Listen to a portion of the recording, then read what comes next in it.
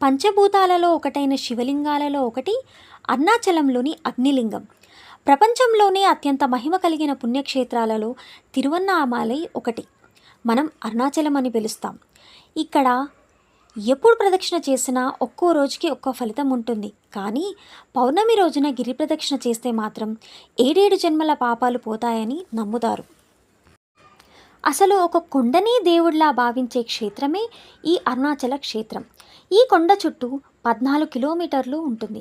గిరి ప్రదక్షిణ చేసే ప్రతి అడుగుకి జన్మల పాపాలు తొలగిపోతాయని, మనలో ఉంటే నెగిటివిటీ ఎనర్జీ పోయి చాలా పాజిటివ్ ఎనర్జీ వస్తుందని నమ్ముతారు. అసలు ఈ గిరి ప్రదక్షిణ ఎక్కడి నుంచి స్టార్ట్ చేయాలి అంటే, రాజగోపురం దగ్గర నుంచి స్టార్ట్ చేసి మళ్ళీ రాజగోపురం దగ్గరికి రాగానే మన ప్రదక్షిణ అనేది కంప్లీట్ అవుతుంది. కొంతమంది మాత్రం రమణ మహర్షి ఆశ్రమం నుంచి స్టార్ట్ చేస్తారు. రాజగోపురం దగ్గర అక్కడ దీపాలు అమ్ముతారు.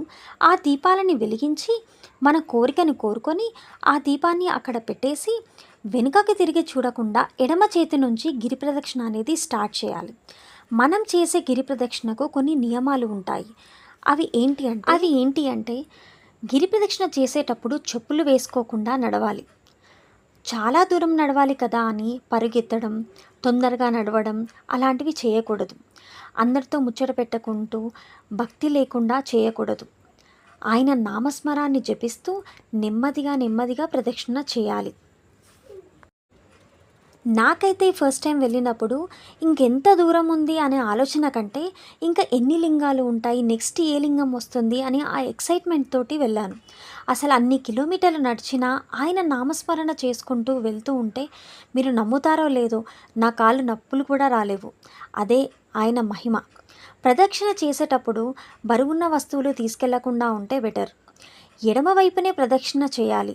కుడివైపున సిద్ధులు, దేవతలు అదృశ్య రూపంలో ప్రదక్షిణ చేస్తుంటారని చెప్తారు. ఓం అరుణాచల శివ అని స్మరణ చేస్తూ గిరి ప్రదక్షిణ చేయాలి.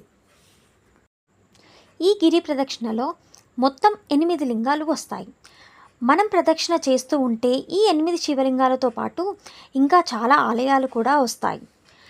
ఈ లింగాలు వచ్చేసి ఫస్ట్ మనకి ఇంద్రలింగం వస్తుంది, తర్వాత అగ్నిలింగం, యమలింగం, నైరుతిలింగం, వాయులింగం, వరుణలింగం, కుబేరలింగం, ఈశాన్యలింగం, ఇలా 8 శివలింగాలు మనకు దర్శనం. ఈ గిరి ప్రదక్షిణ సాయంత్రం సమయంలో లేదా రాత్రి సమయంలో చేస్తే చాలా బెటర్. చల్లగా ఉంటుంది కాబట్టి గిరి ప్రదక్షిణ ఈజీగా చేయవచ్చు. ఈ ప్రదక్షిణ చేయలేని వాళ్ళ కోసం ఆటోలు కూడా అవైలబుల్గా ఉంటాయి. మామూలు రోజుల్లో గిరి ప్రదక్షిణ చేస్తే 4 నుంచి 5 గంటల టైం పడుతుంది.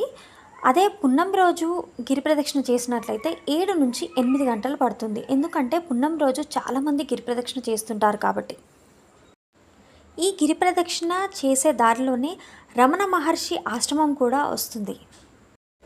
కొంతమంది రమణ మహర్షి ఆశ్రమం నుంచి గిరి ప్రదక్షిణ స్టార్ట్ చేసి మళ్ళీ ఆ రమణ మహర్షి ఆశ్రమం దగ్గర ప్రదక్షిణ అనేది కంప్లీట్ చేస్తారు. గిరి ప్రదక్షిణ చేస్తూ ఉంటే కాళికా అమ్మవారి ఆలయం కూడా వస్తుంది.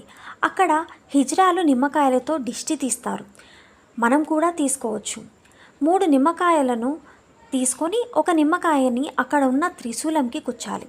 ఇంకో నిమ్మకాయని 7 సార్లు ఎడమ చేతితో తిప్పి ఎడమ కాలుతో తొక్కేయాలి. మిలిగిన ఇంకొక నిమ్మకాయని మన చేతిలో పట్టుకొని గిరి ప్రదక్షిణ అనేది కంప్లీట్ చేయాలి. ఈ నిమ్మకాయని మనం ఇంట్లో పూజ గదిలో పెట్టుకుంటే చాలా మంచిది. ఈ ప్రదక్షిణ దారిలోనే ఇంకొకటి మోక్షద్వారం ఉంటుంది. మోక్షద్వారం ఏంటి అంటే ఆ మోక్ష మార్గంలోకి వెళ్ళి వస్తే మన పాపాలు తొలగిపోయి మోక్షాలు వస్తాయి అని చెప్పేసి చాలామంది నమ్ముతారు. ఆ మోక్షద్వారంగా గుండా వస్తే చాలా మంచిదట.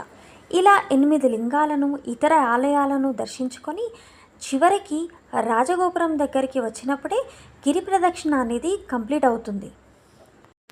కానీ చాగంటి వారు చెప్పినట్లు అరుణాచలంకి ముందు, అరుణాచలం తరువాత అనేది మాత్రం చాలా నిజం. ఆ తేడా అనేది మనకి చాలా ఈజీగా తెలుస్తుంది. మీకు గనక ఈ వీడియో నచ్చినట్లయితే subscribe to my channel Saanvi in Wahab. Thank you.